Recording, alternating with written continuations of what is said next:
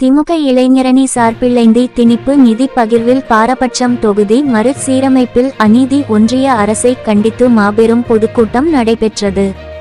தேனி மாவட்டம் சின்னமனூர் அருகே உள்ள ஓடைப்பட்டியில் தேனி தெற்கு மாவட்ட திமுக இளைஞரணி சார்பில் இந்தி திணிப்பு நிதி பகிர்வில் பாரபட்சம் தொகுதி மறுசீரமைப்பில் அநீதி காட்டிவரும் ஒன்றிய அரசை கண்டித்து மாபெரும் பொதுக்கூட்டம் மாவட்ட இளைஞர் அணி அமைப்பாளர் செஞ்சுரி செல்வம் கிழக்கு ஒன்றிய செயலாளர் அண்ணாதுரை தலைமையில் நடைபெற்றது.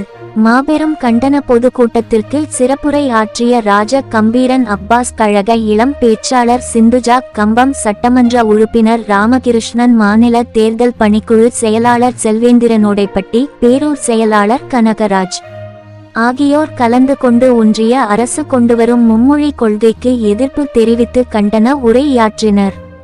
முன்னதாக பொதுக்கூட்டத்திற்கு வருகை தந்த பேச்சாளர்களுக்கு ஓடைப்பட்டி பேரூர் சார்பாக சிறப்பான வரவேற்பு அளிக்கப்பட்டு மேடையில் தமிழ் வாழ்க தமிழ்நாடு வாழ்க என உறுதிமொழி ஏற்றுக்கொண்டனர். தேனி மாவட்ட செய்தியாளர் ராகவேந்திரா ராஜா அறிக்கை.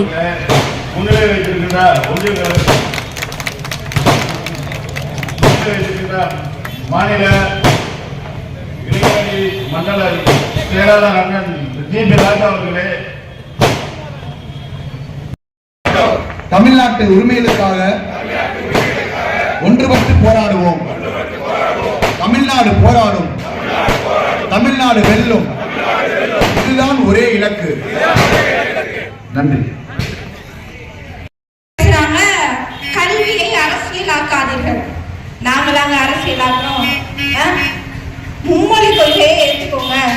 NEP தேசிய கல்விக் கொள்கையை ஏற்றுக்கோங்க. அப்பதான் உங்களுக்கு நிதி பகிர்வு கூட கிடைக்கும் அப்படின்னு கல்வியை வைத்து தளபதி இருக்கிறார். அவரது இளைய சிங்கம் உதயநிதியும் இருக்கிறார்.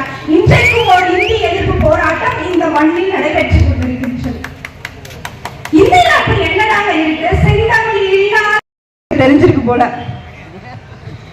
தமிழ்நாட்டுக்குள்ள என்னதான் நடந்தாலும் ஒவ்வொரு வீட்லயும் 1000 கஷ்டம் இருக்கும். பேரூர் கழகத்துடைய செயலாளர் கனகராஜ் அவர்களே, பேரூராட்சி மன்ற தலைவர் தனுஷ்குடி அவர்களே, முன்னணியாக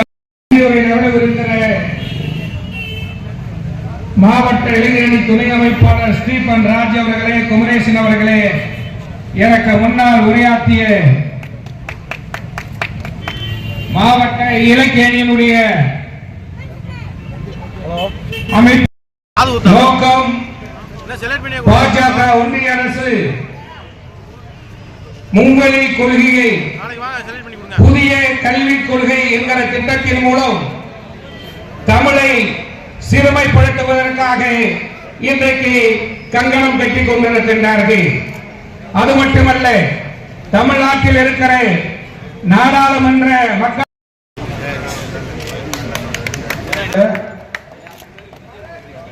நமது இளைஞரணியின் சார்பில் நடைபெற்றுக் கொண்டிருக்கும் இந்தி திணிப்பு நிதி பகிர்வு இடைவேளைக்கு பிறகு ஓடைப்பட்டி பேரூரில் நடைபெறுகிற கழக கூட்டத்தில் உங்களை எல்லாம் சந்திக்கின்ற வாய்ப்பினை, உங்கள் முன்னால் உரையாற்றுகின்ற வாய்ப்பினை இன்றைக்கு நான் பெற்றிருக்கிறேன். திராவிட முன்னேற்ற கழகத்தின் வலிமையான அணிகளில் நன்றி, வணக்கம். நாங்கள் திமுகவை வீழ்த்துவோம் அப்படிங்கிறாங்க. ஒருத்தர் திராவிட இயக்கத்தையே திராவிடத்தையே வீழ்த்துவேன்னு சொல்லிட்டு ஒரு நடிகை வீழ்ந்ததற்காக வேண்டி டெல்லியில போய் இன்னைக்கு கோர்ட்டுக்கு முன்னாடி ஒரு பாலியல் குற்றவாளி நின்றுட்டு இருக்கிறாரு. அவர் பேர் சொல்வது இந்த மேடைக்கு அநாகரிகம் என்பதனால நான் சொல்லல. அப்ப இவர்கள்லாம் யாரு?